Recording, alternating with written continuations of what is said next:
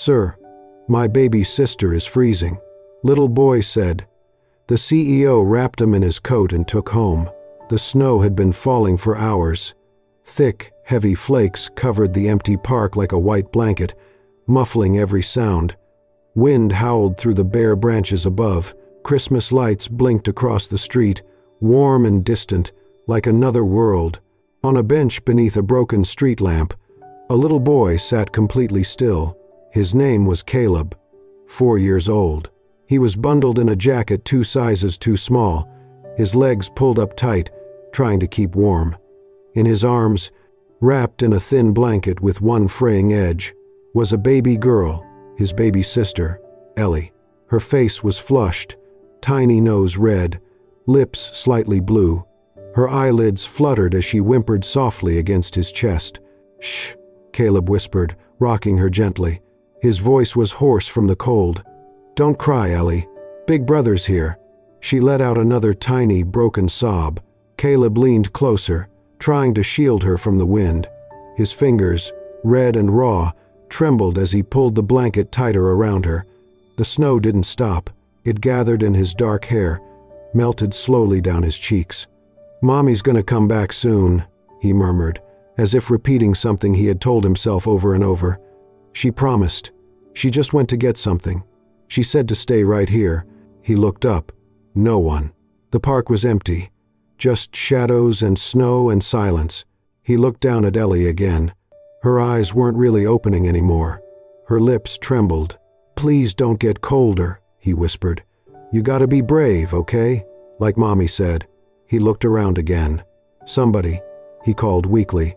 His voice cracked. "Please." Nothing. Then, footsteps. Slow, steady, crunching through the snow. Caleb's body stiffened. He clutched Ellie tighter. A man came into view under the dim streetlight. Tall, dressed in a dark coat, expensive shoes nearly buried in slush. He paused when he saw them. 2 small shapes huddled together on the bench, barely visible under a thin layer of snow. The man approached slowly. "Hey," he said. His voice was low, unsure. "Are you all right?" Caleb didn't answer. He blinked up at the man with wide, tired eyes. The man crouched, lowering himself to their level. His gaze fell on Ellie's pale face. "God," he whispered. "How long have you been out here?" Caleb swallowed. His lips barely moved. "Sir, my baby sister is freezing," he said softly. "Can you help us?" The man stared at him for a second, long enough to see the boy's shaking arms, the baby's shallow breaths, the snow clinging to the thin blanket. Then, without a word, he pulled off his thick wool coat and wrapped it tightly around both children. He folded it over twice, pressing it gently around Ellie's tiny body. "I've got you," he murmured. "Hold on." He lifted the baby first, her weight barely more than a bag of flour. Then he lifted Caleb, who didn't resist. He just kept holding on to his sister like his life depended on it. "What's your name?" the man asked, as he carried them toward the black car parked nearby. "Caleb," the boy said. "And hers?" "Ellie." "I'm Grayson," the man said. "Grayson Hale." He opened the car door, eased them inside, turned the heat up to full. Caleb was shivering now, but he didn't cry. He just looked down at Ellie, making sure the coat stayed around her. "She's really little," he said quietly. "Mommy said I have to keep her warm." Grayson turned around from the front seat, looking at them. 2 little strangers, frozen and silent in the dark. "You did good, Caleb," he said. "You kept her safe." Caleb didn't answer. His eyes were fixed on the window, scanning the falling snow. "Mommy's still out there," he whispered. Grayson started the engine. The heater roared softly. Warm air began to fill the cabin. "You're safe now," he said. Caleb looked up at him, confused, hopeful, but still holding Ellie close. "Is it okay if we stay with you? Just for a little bit?" he asked. Grayson met his eyes in the mirror. Something shifted in his face. "Yes," he said. The car pulled away from the park bench. Snow kept falling. Caleb leaned his forehead gently to Ellie's. "I told you, Ellie," he whispered. "Big Brother's here." Grayson pulled into his circular driveway just after midnight. Snow clung to the trees as the iron gates slowly closed behind them, muffling the wind. The house stood tall under the porch lights, pristine, silent, more like a museum than a home. Inside, warmth greeted their frozen skin. Caleb let out a quiet sigh, still cradling Ellie beneath Grayson's thick coat. Grayson didn't say a word. He carried them up the wide staircase into a guest room that hadn't been used in months.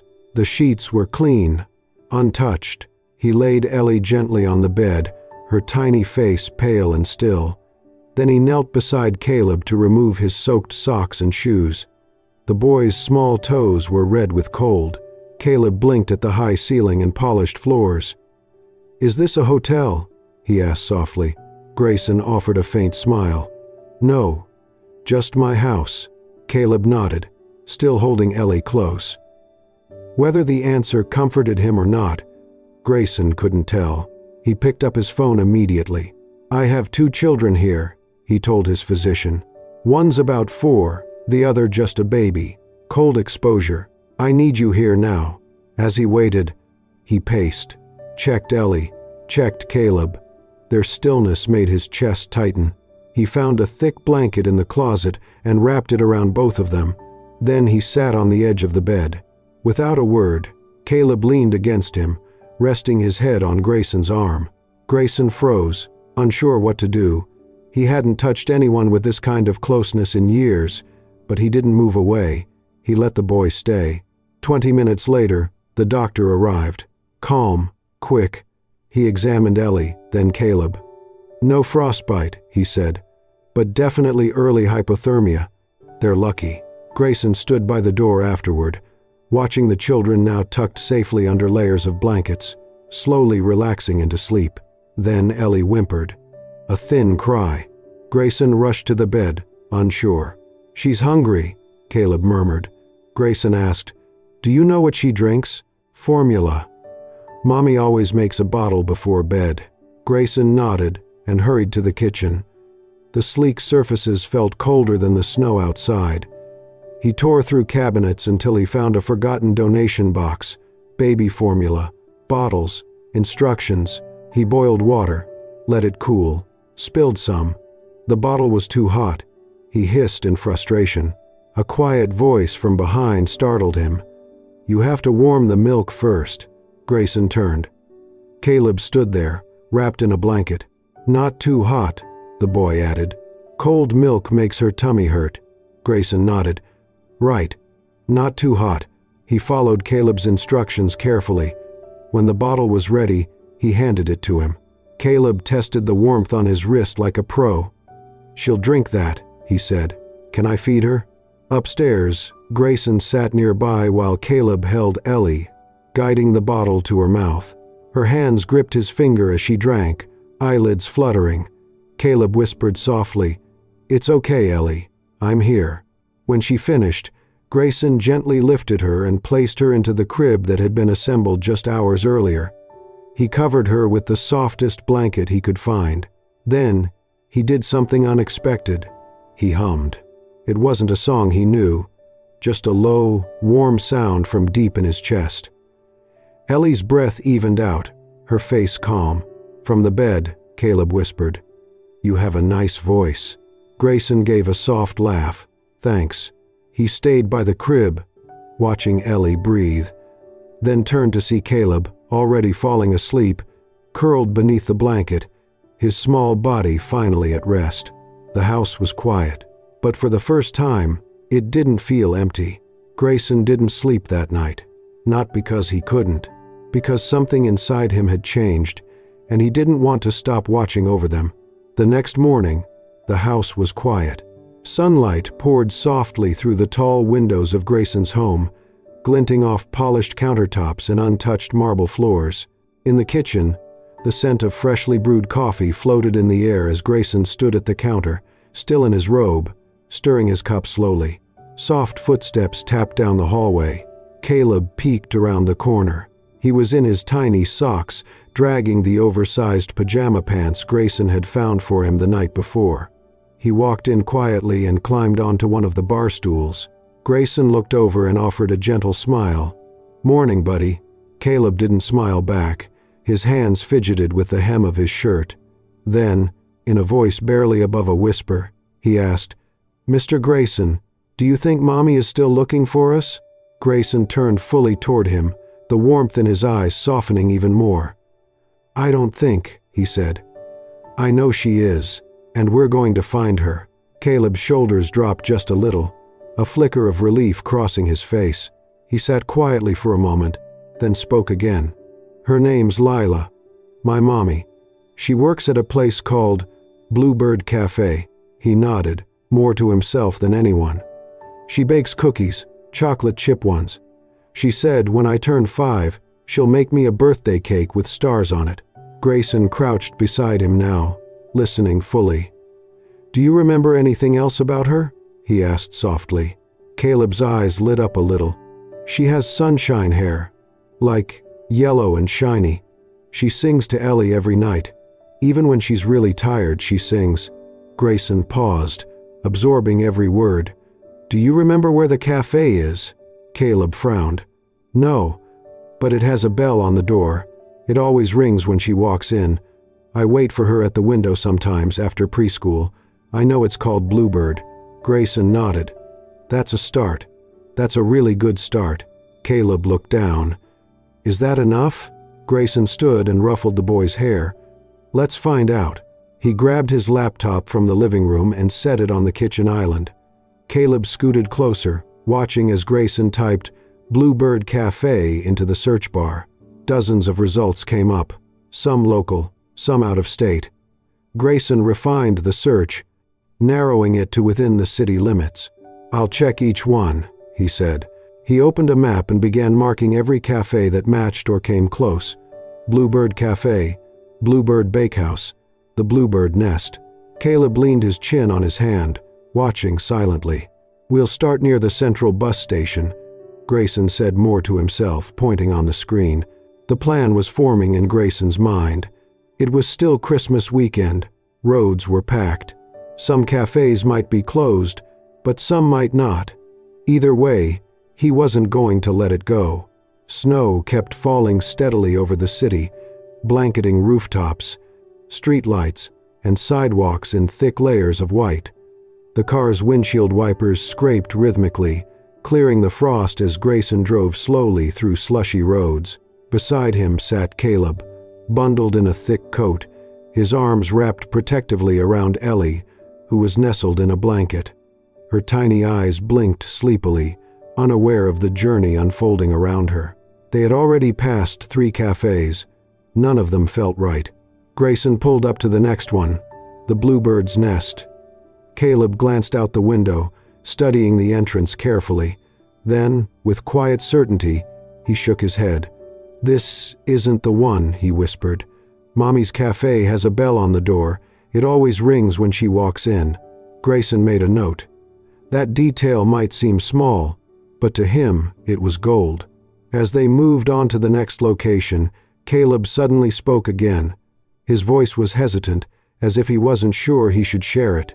"Mommy told us we were going to Grandma's house. She was carrying lots of bags.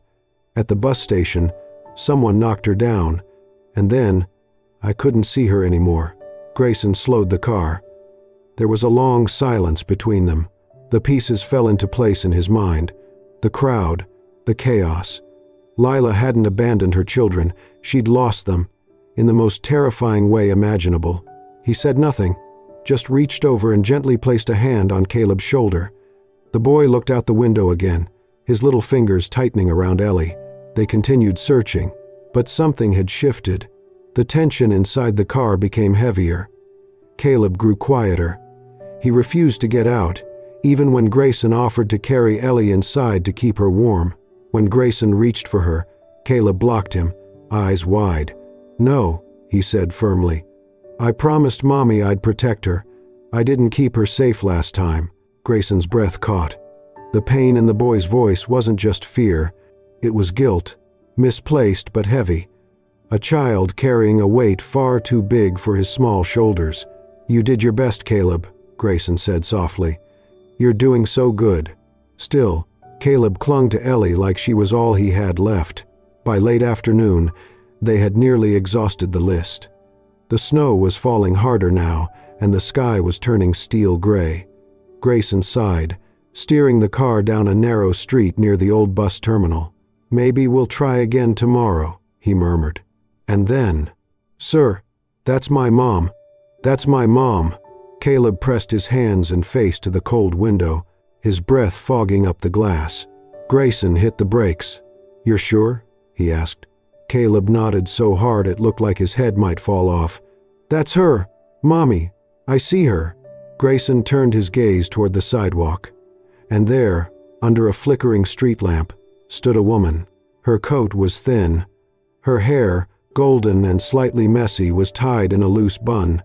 She moved from one telephone pole to another, her gloved hands shaking as she tried to tape a worn, crumpled flyer.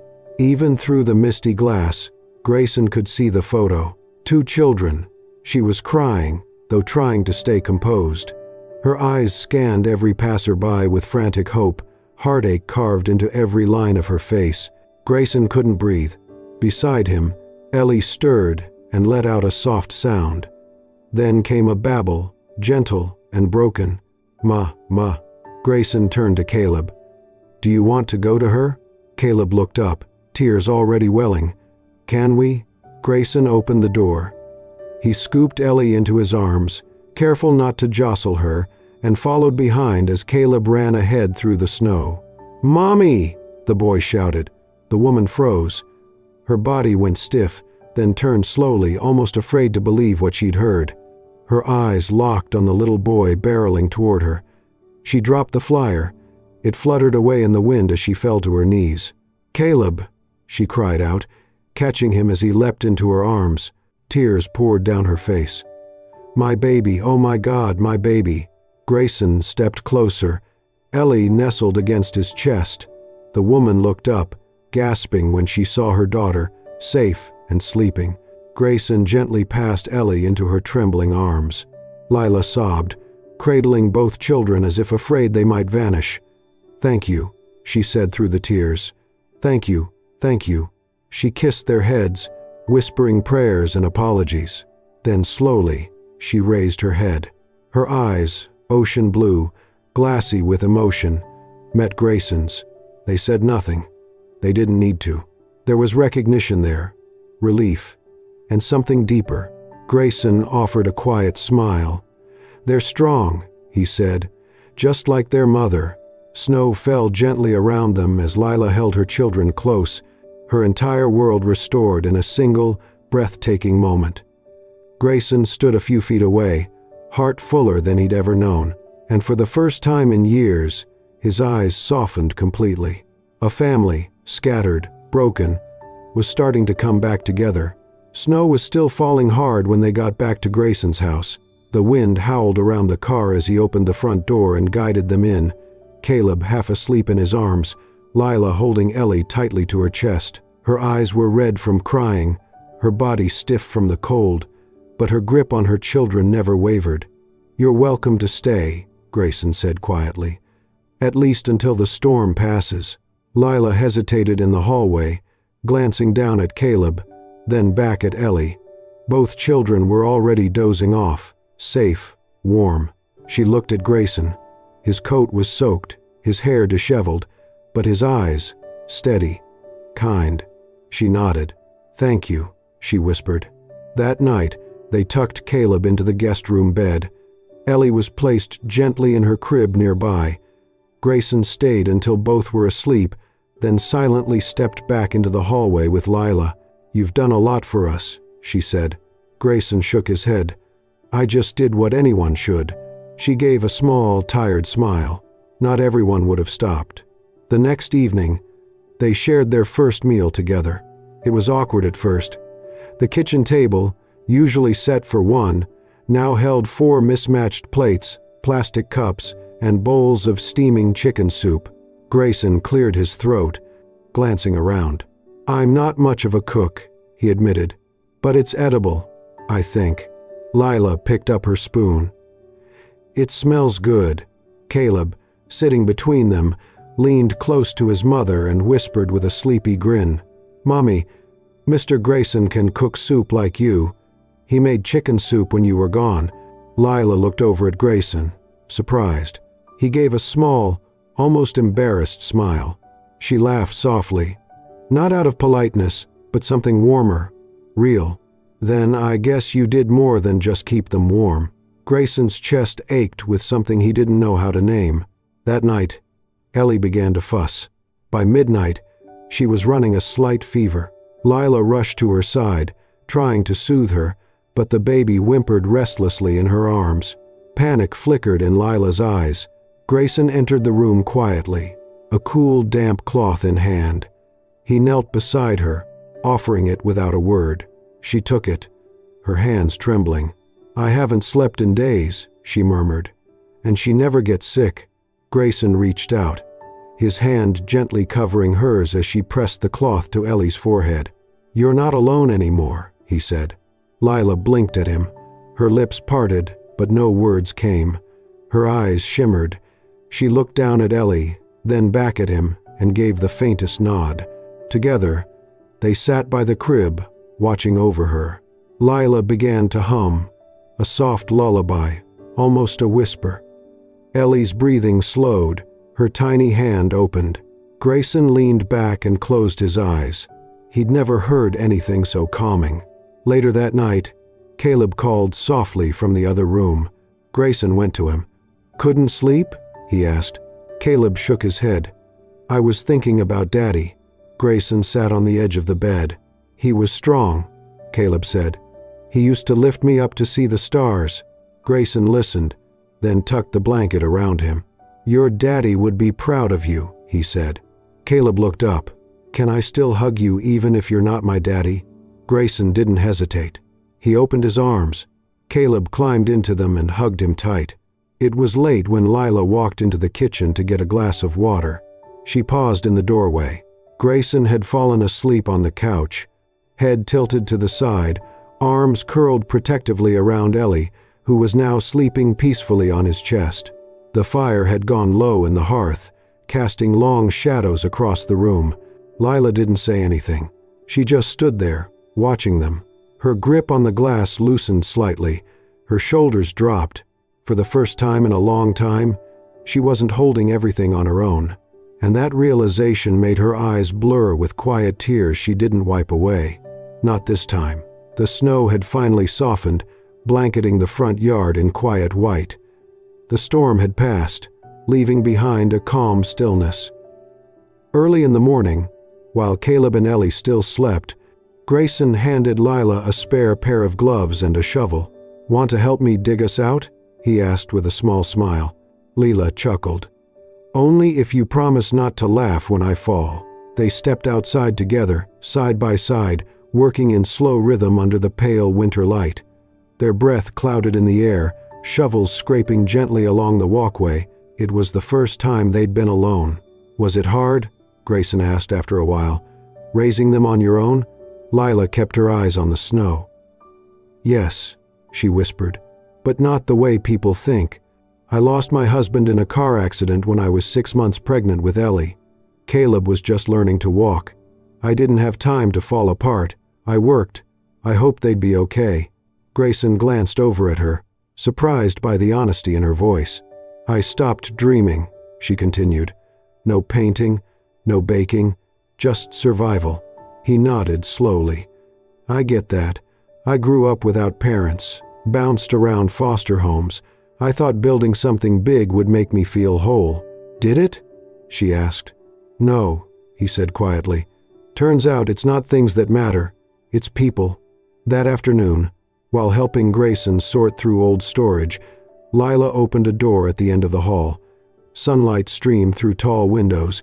The room was empty, except for a dusty stool and a forgotten easel in the corner. "This was supposed to be an art room," Grayson said, "but I never used it." Lila stepped inside, touched the sill. "It's beautiful." Grayson hesitated. Maybe it was waiting for someone else. The next morning, she returned and froze. A set of watercolor paints sat on the desk, fresh brushes, clean paper, A warm lamp glowed softly in the corner. On the table, a note read, "I hope you'll never stop dreaming again. G." Her eyes filled with tears. That weekend, Grayson took them to a cozy photo studio. Lila, Caleb, and Ellie wore matching red sweaters. Grayson stood awkwardly at first, unsure where to go, until Caleb tugged his hand.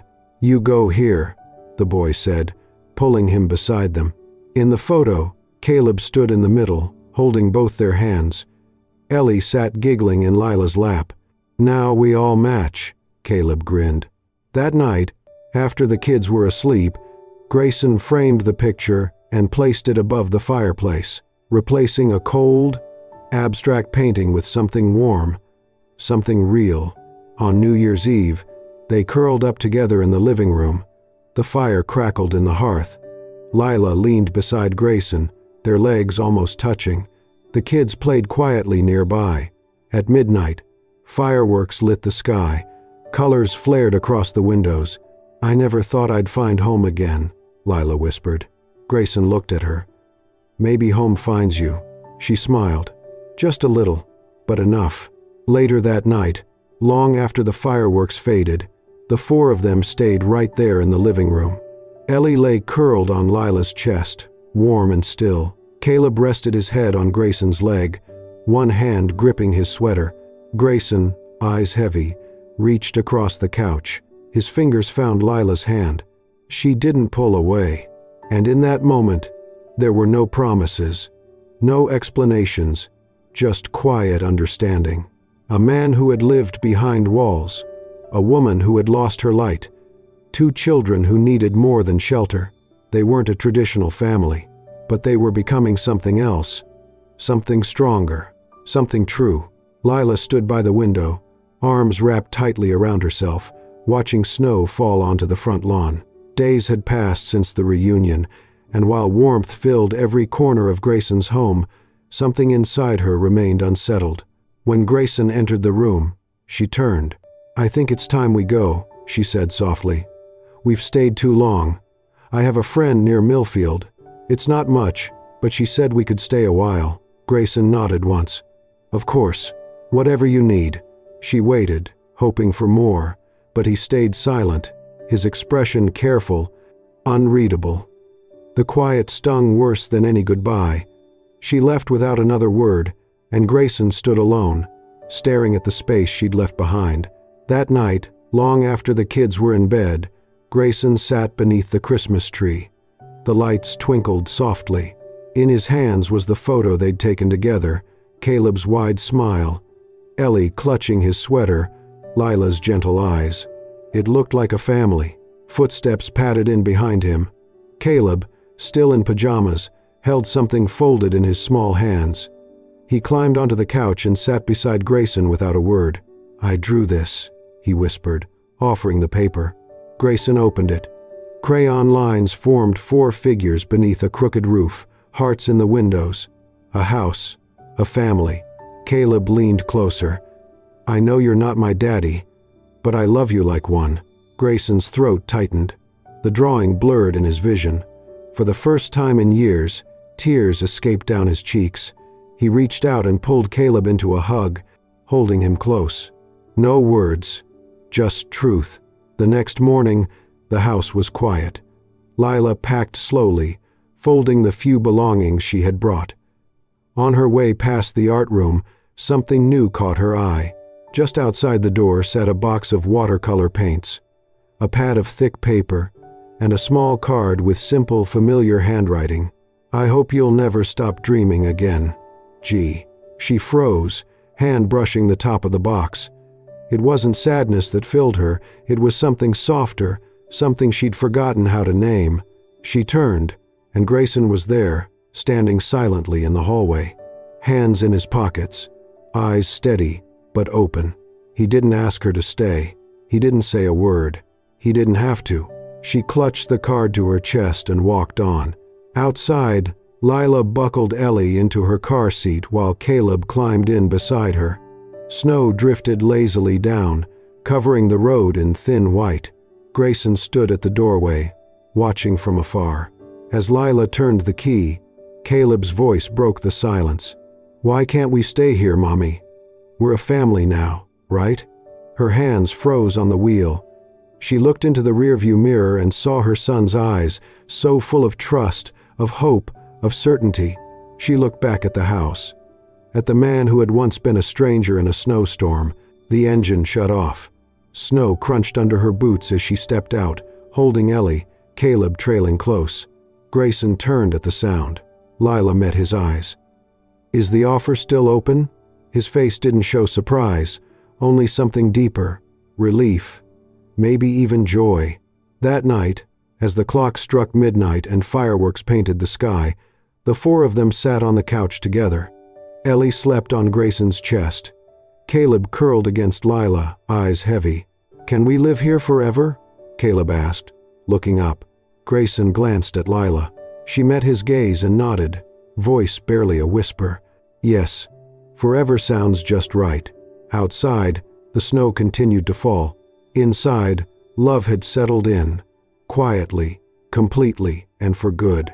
The house no longer echoed with silence. It had been a year since that snow-covered Christmas Eve. Now, laughter bounced off the warm walls. Tiny socks lay forgotten on the stairs. A half-finished snow angel drawing clung to the fridge. The living room smelled of cinnamon and pine, soft jazz playing in the background. In the kitchen, Lila stood at the counter, hands dusted with flour, her golden hair in a loose bun. Caleb stood beside her on a stool, carefully cutting gingerbread stars. "Like this, Mommy?" he asked. "Perfect," Lila said, kissing his temple.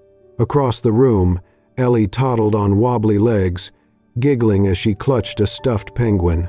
Her curls bounced as she headed toward the tree, where Grayson knelt, hanging ornaments. He smiled and lifted her high.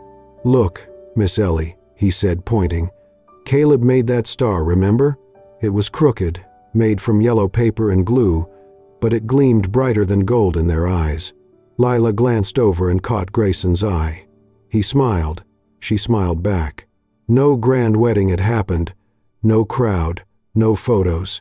Just one morning, a simple gold ring with a blue stone appeared on Lila's finger.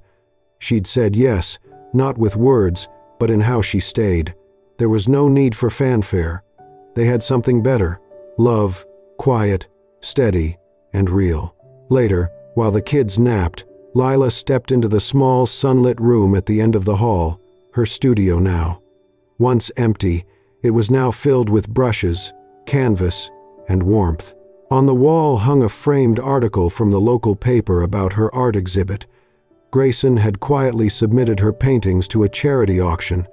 A children's book editor had seen them and reached out. Now, she was illustrating a picture book called The Little Boy and the Winter He Lost His Mother. She smiled at the open page on her desk. Caleb's curious eyes, Ellie's tiny hat, a tall man with kind eyes and a coat too big for the two children he carried through the snow. From the hallway, Caleb's voice called out, "Mommy, Ellie's up and Daddy said we can open one present." She laughed. "All right, let's go." Back in the living room, the four of them sat beneath the glowing tree.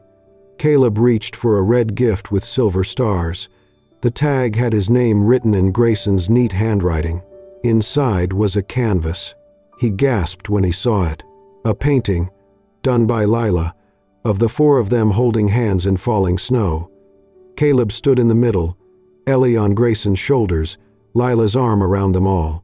Caleb looked at it wide-eyed. "This is us." Grayson nodded. "This is what Christmas should feel like, always." That night, as snow began falling outside again, they curled together on the couch. Ellie lay asleep on Lila's chest. Caleb nestled between them, eyelids heavy. Grayson draped a blanket over them all as the fire crackled softly. They didn't speak. They didn't need to. If this were a movie, the camera would pull back now, through the window where snowflakes danced in the dark. Outside was cold, but inside, warmth lived in every corner. It wasn't a perfect home, but it was whole. Not built on blood, but on love, trust, and the courage to stay. Somewhere deep inside that little house, tucked between laughter and healing, lived a quiet miracle, a second chance. And sometimes, The family we need isn't the one we're born into, it's the one we build. Thank you for watching this emotional journey of love,